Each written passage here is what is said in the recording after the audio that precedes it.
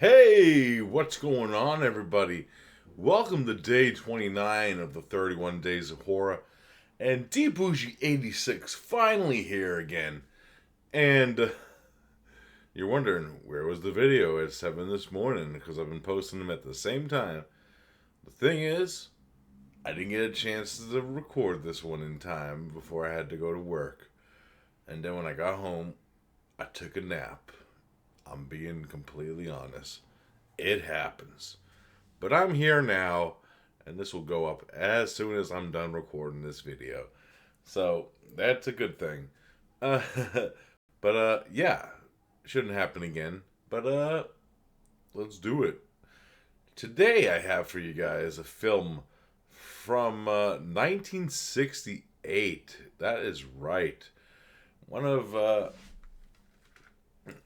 the films that actually came out in this box set here, which I'm going to show you very delicately, when horror came to Shikiko. Shikiko is a Japanese company in Japan that kind of like, you have like Daiei, Toho, Toei. This is the other label, Nakatsu. They all kind of did like these type of movies during this time period, and it's actually a very nice set. If you didn't know about the Eclipse series from Criterion, uh, Eclipse is a kind of like a sub label of Criterion where they release like multiple films in like these DVD box sets where they all have like a connection to each other. They're like themed box sets, which I do like. But they also come in like these very slim DVD cases. Usually get four. Depends on the set, that is. I only seen a few of these in person. I actually only own one of them. But they're pretty nice. But anyways, guys, enough of that babbling. 1968 film from Japan called Goke, Body Snatcher from Hell. Yes, directed by Harumiho Sato, who I actually know of this director's other movies. He did The Golden Bat and Terror Beneath the Sea, which both star a young Sonny Shiba in those movies. But Goke is probably his best known movie, to be fair, and for good reason. Pretty much the major plot of Goke is we're introduced to these people that are on this airplane. We have people that work on the airplane, like flight attendants and pilots, and we also have the passengers that include like everyone from normal psychiatrists. We have like a diplomatic politician character. We even have like an American woman who we find out later is there to pick up the dead remains of her husband who died in Vietnam. But unbeknownst, we actually get a little message on the pilots get a message that there might be somebody with a bomb on the plane. But we also get like little reports that there was an assassination of a British prime minister, which also plays into the movie. And while this is also going on, crows end up committing suicide by dive bombing into the plane.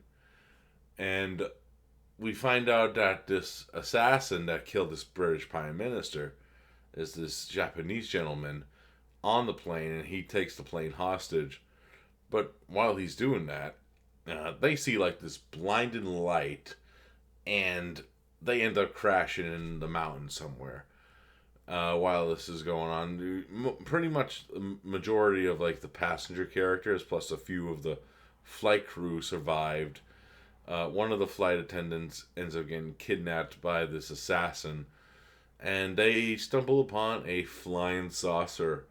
That is right, and this assassin ends up being taken over by this alien entity. It's kind of like a blob-like creature as we first see it in its true form, and it actually goes into this assassin's body through like this slit that goes all the way down to like a person's nose. It's like right here.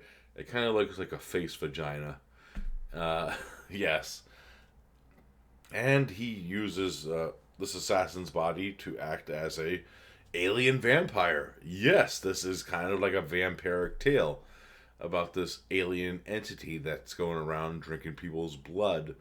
And it's pretty much the survivors trying to survive against this thing and also surviving against each other because they're all cooped up in this airplane that's, damaged, and, they don't know if there's any help coming.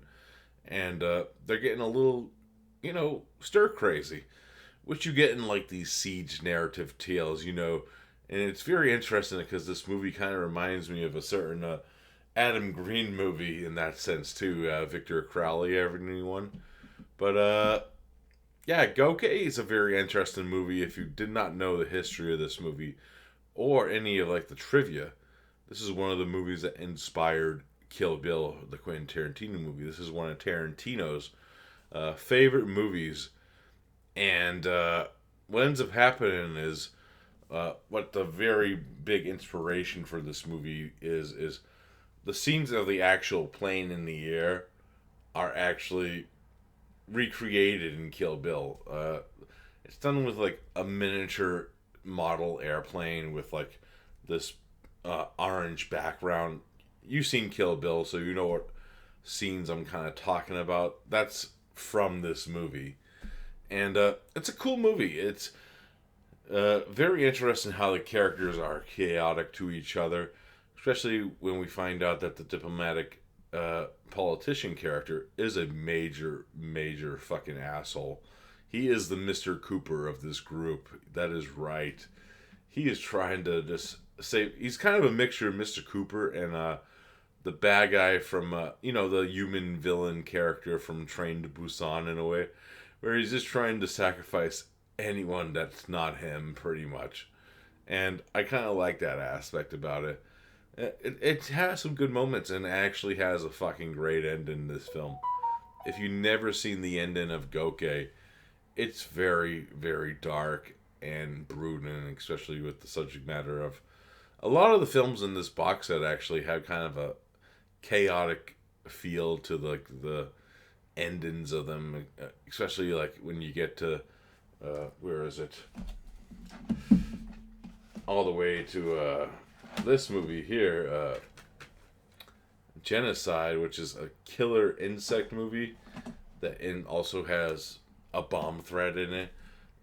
You see where these movies are gonna go in the sense where they're post-apocalyptic in a way with some of the stuff, and I like that about that. And it's a highly recommend for me. If you haven't picked up this box set, pick it up. It's actually all four of the movies on it are interesting. Even the X from Outer Space, which is a fucking blast of a film.